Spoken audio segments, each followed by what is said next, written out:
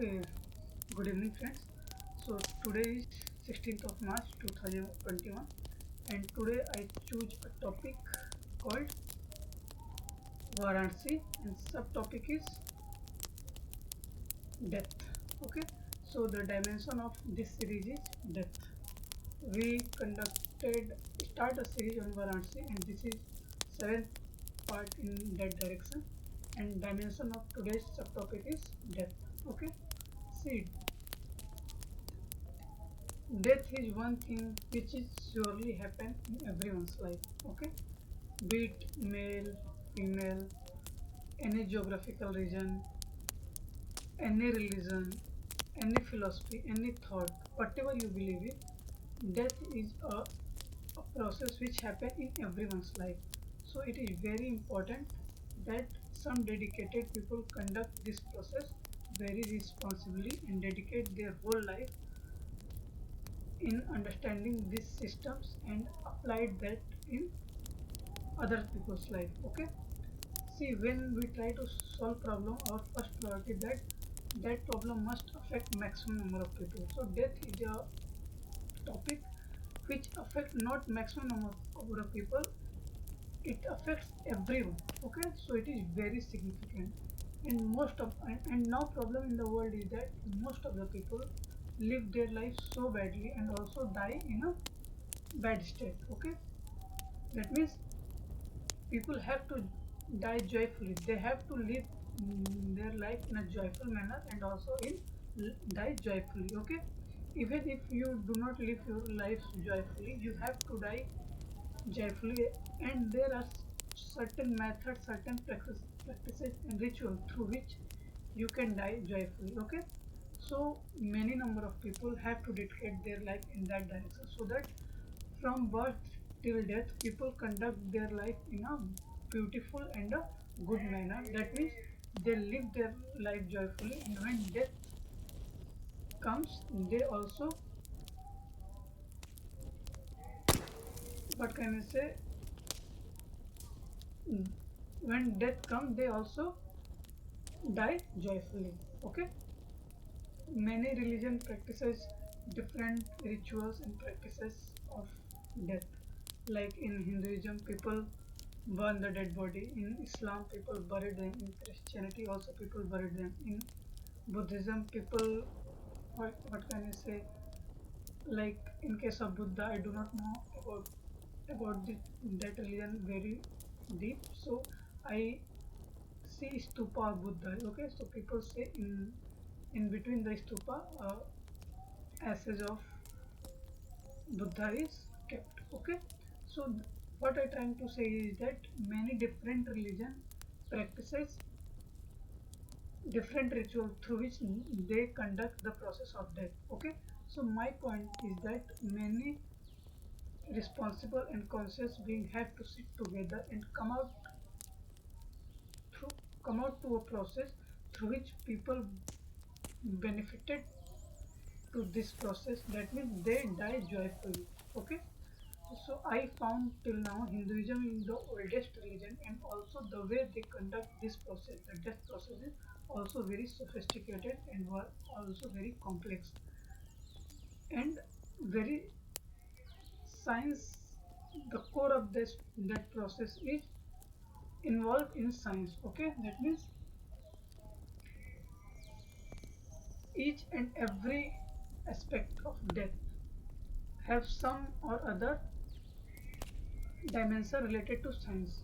Okay, that means this process is very useful, and people dedicate their life to understand this process and apply in the life of others. Okay, so forget about religion and conflict and gender and all other aspects. You have to come to a point where every human being dedicate their life in service of the life form on planet Earth, and particularly in humanity, because human beings are the most sophisticated life form on planet Earth, and if we conduct the life of human being from their birth to till their death consciously and in an effective manner, we also conduct life process of other life form very conducive and very effectively. Okay, so I stop this lecture here. This is introductory part, and in continuity of this lecture I also record another lecture in which I try to tell you the story of death through some pictures and through images, and also I write down some points, and through maps and through figures I try to tell you a story behind it. Okay, thank you, thank you very much.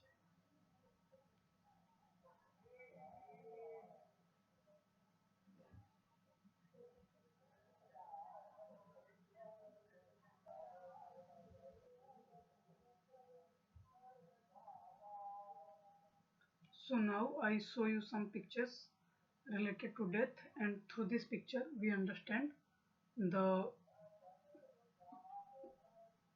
problems and storage behind death and what is reality behind it. Okay, so see, in everyone's life three stages are come. Okay, first let I draw pictures here. See, life, death, and in between karma. That means which type of karma you do, it is completely in your hand. Okay, that means your life is your karma. Which type of karma you conduct, it is in your hand. Okay, birth is not in your hand, but karma and death is in your hand. If you conduct your life very consciously, then death is in your hand. People say death is already decided. Okay, that means your destiny is already decided. It is not in your hand, but only birth is not in your hand because it is a choice of two other people. But karma and death is completely in your hand. What type of karma you perform, that type of life you live. Okay, and when you perform good karma, death is also be a joyful process. Okay, when you perform good karma, you live joyfully and also you die joyfully. But if you perform bad karma, you do not live your life in a joyful manner, and also when death comes, you are in a fearful state. Okay, so being fearful do not save us. Okay, fear is a consequence of, what can I say, fear is a consequence of unconscious behavior. Okay, if you are conscious, okay, fear is just a joke. Okay, that means you conduct your life very effectively and very smoothly. You become a fearless person if you are conscious. Okay, because fear is a consequence of unconscious behavior. So in the process of death, most people fear about death. Okay, they, when death come, they are in a very, what can I say, uneasy state, and they do not want to set their body here and go. So they are in a very painful state when death comes. But when you are in a conscious state, in a meditative state, and conduct your life in a good manner, then death is also a very joyful process. Okay, so I draw some picture here. See, life, karma, and death. This is not in your hand. This is in your hand, and this is in your hand. See, life and death in one breath. Okay, when you inhale, when you exhale. When you inhale, you take life. When you exhale, you throw out death. Okay, if you just one, if you just skip one breath, you know what I try to say here. Okay, karma, your life is your karma. When I talk about death, Death is a sure short process in everyone's life. So these three things are keyword here. Okay, karma, life, and death.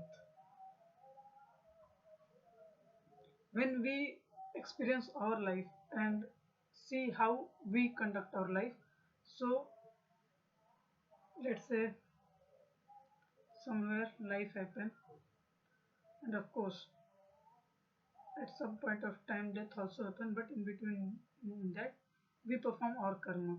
Okay, it varies on different, for every people it varies. Okay, what is good karma, what is bad karma, again a debate going on here. So in my point of view, good karma is just look at the activity of yourself.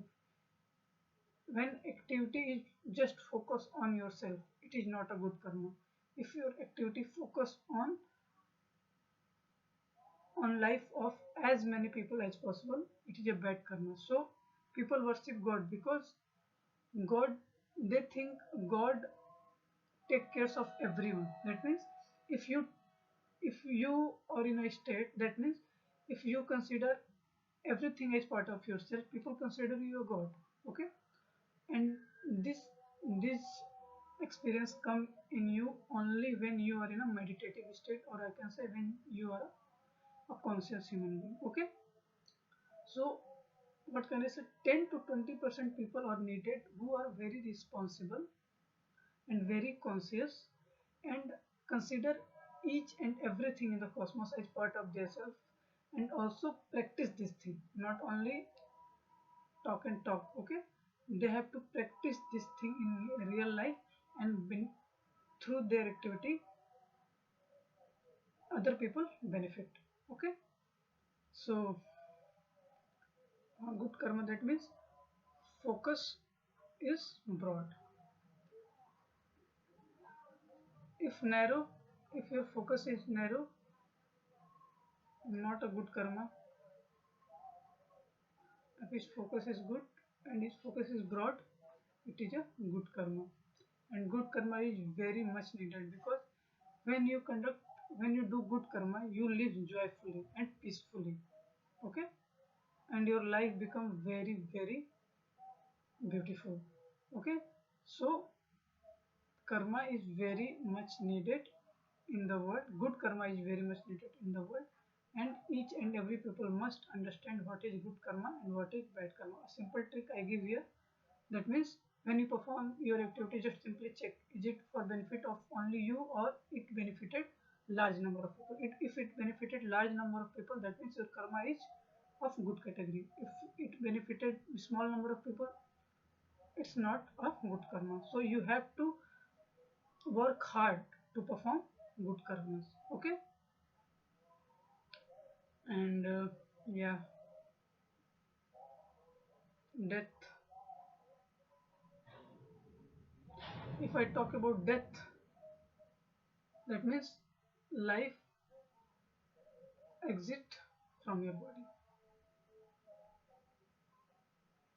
It enter in your body when you are born and it exit when you are dead. That means life is just a sparkle in your life, because before life you are dead, after death you are dead. Life is just a sparkle of, what can I say, for maximum of 100 to 120 years, and before that everything is dead, after that everything is dead. That's why people consider non-physical as a dimension of death. Okay, because what is physical is in cyclical and also a very limited span, and what is non-physical have no end. So I write down some quotation here.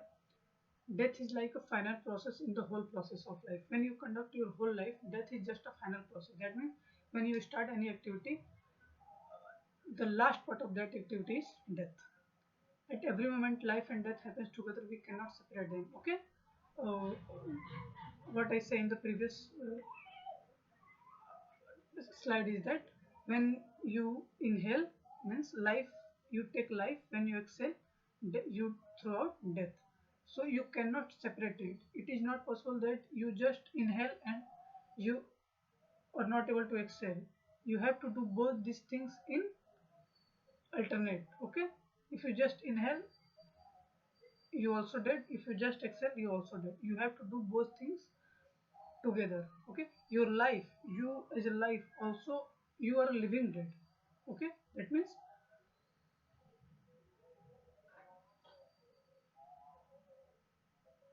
your birth and your death happens together. Okay, thank you.